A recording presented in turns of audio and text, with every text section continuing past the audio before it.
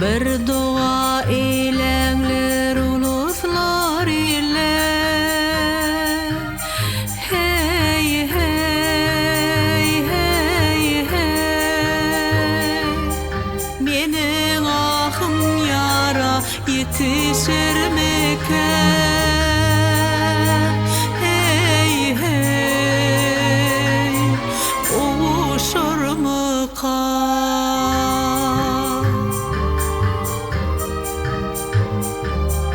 Mağruptan maşrığa yetenler ya.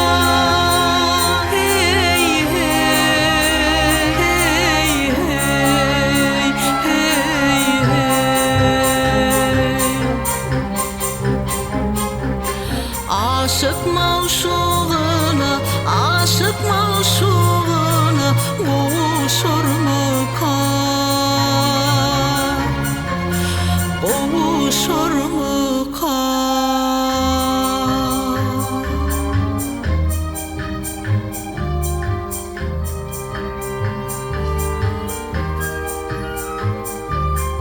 Menin köngülüm gussa bilen gamlarda.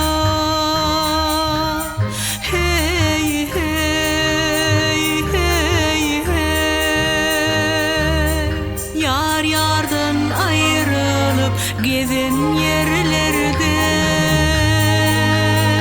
Hey hey, gezen yerlerde.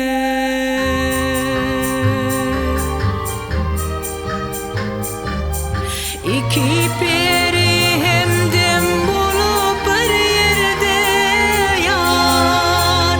Hey hey hey hey hey hey.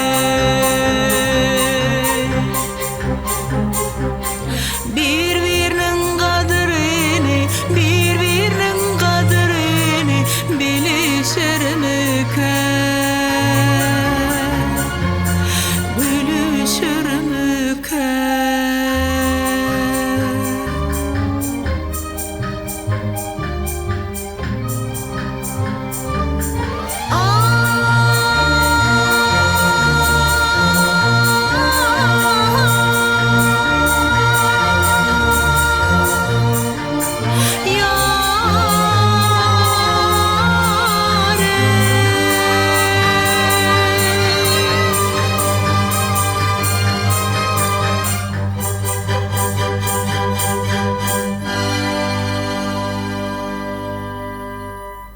Yarın